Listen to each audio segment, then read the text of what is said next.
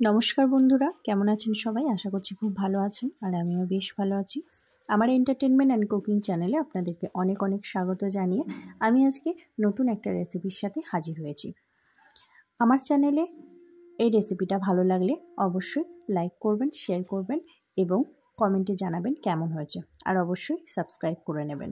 তো চলুন আজকের আমার রেসিপিটা দেখা যাক কি। তো আজকের আমার যে রেসিপি সেটা হলো নিম বেগুনের রেসিপি। যেহেতু এখন বসন্তকাল চলছে, তাই নিম বেগুন খাওয়াটা সবার জন্যই ভীষণ উপকারী। অনেকে পছন্দ করে, অনেকে পছন্দ করে না, কিন্তু তাও সবারই খাওয়া ভীষণ প্রয়োজন। ছোট থেকে বড় সবারই। বাড়িতে যদি ছোট বাচ্চা থাকে তাহলেও অবশ্যই তাদেরকে একটুখানিও টেস্ট করাবেন, কারণ এই সময়টা এটা ভীষণ উপকারী। তো চলুন আজকের আমার যে রেসিপিটা সেটা হলো নিম বেগুন। তো এখানে দেখতে পাচ্ছেন আমি একদম বাজার থেকে কচি নিম পাতা নিয়ে এসেছি। অবশ্যই কচি নিম পাতাটা নেবেন। কচি নিম পাতাটা না তিতো কম হয় এবং খেতেও ভালো লাগে। তো নিম পাতাগুলো এভাবে ছাড়িয়ে নিয়েছি। ছাড়িয়ে নেওয়ার পরে আমি একটা জায়গায় এটাকে ভালো করে জল দিয়ে ধুয়ে নিচ্ছি।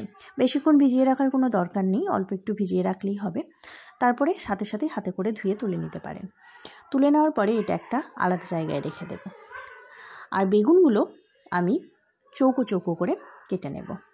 তো এই যে পাতাটা আলাদা জায়গায় নিয়েছি, আর বেগুনগুলো দেখতে পাচ্ছেন ঠিক এভাবে কেটে নেবেন, কিংবা এর থেকে আরেকটু ছোটো করলেও অসুবিধে নেই, তবে এর থেকে বেশি বড় করবেন না। এবার চলুন কড়াইটা চাপিয়ে দিই গ্যাসে। তো গ্যাসে কড়াইটা চাপিয়ে দেওয়াতে কড়াইটা গরম হয়ে গেছে। এবার আমি যেটা করব সেটা হচ্ছে প্রথমেই নিম পাতাগুলোকে একদম শুকনো কড়াইয়ে একটু ভালো করে নেড়ে চেড়ে ভেজে নেবেন।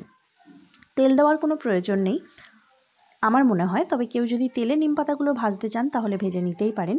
কিন্তু আমি শুকনো কড়াইটা প্রচণ্ডভাবে তেতে যাওয়ার পর আমি এভাবে নিম পাতাগুলো ভেজে নিয়েছি। একদম কড়কড়ে করে ভেজে নিলাম। এবার এটাকে একটা জায়গায় আমি তুলে নেব। তো চলুন তুলে নেওয়া যাক। আস্তে আস্তে নিম পাতাগুলো এভাবে একটা জায়গায় তুলে নিলাম। এবার আমি ওই একই কড়াইয়ে পরিমাণ মতো দিয়ে দেবো তেল। তেল দেওয়ার পরে তেলটা দেখছেন হয়ে গেছে, আর আমি এখানে টেস্টের জন্য একটা ছোট লঙ্কা এভাবে কেটে কুচি করে ফেলে দিলাম, আর দিলাম কালো জিরে। কালো জিরে দিয়ে নিম পাতা ভাজা খেতে দুর্দান্ত লাগে, একবার অবশ্যই বাড়িতে ট্রাই করে দেখবেন। তারপরে কেটে রাখা বেগুনগুলো তেলের ওপরে এভাবে দিয়ে দিলাম। এবার এটাকে একটু নেড়ে চেড়ে নেব এবং এর মধ্যে একে একে নুন আর হলুদ দেব।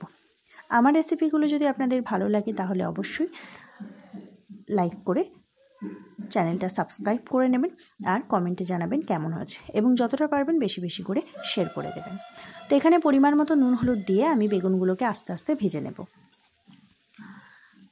ভীষণ টেস্টি এবং ভীষণ উপকারী একটা রেসিপি।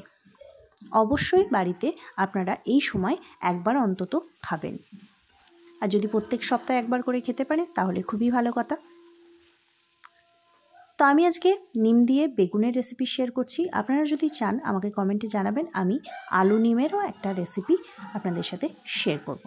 তো বেগুনগুলোকে আমি এভাবে ঢাকা দিয়ে দিয়ে সুন্দর করে ভেজে নিয়েছি। দেখতেই পাচ্ছেন বেগুনগুলো আমার সুন্দর করে ভাজা হয়ে গেছে, ভালো মতো সিদ্ধ হয়ে গেছে। এই সময় এবার আমি এই নিম পাতাগুলো, ভেজে রাখা নিম পাতাগুলো বেগুনের উপরে এভাবে ছিটিয়ে দেব। তারপরে আরেকটু ভালো করে নেড়ে নেব।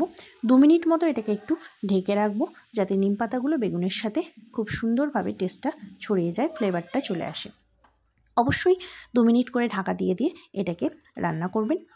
তো চলুন আমার নিম বেগুন রেসিপিটা হয়ে গেছে।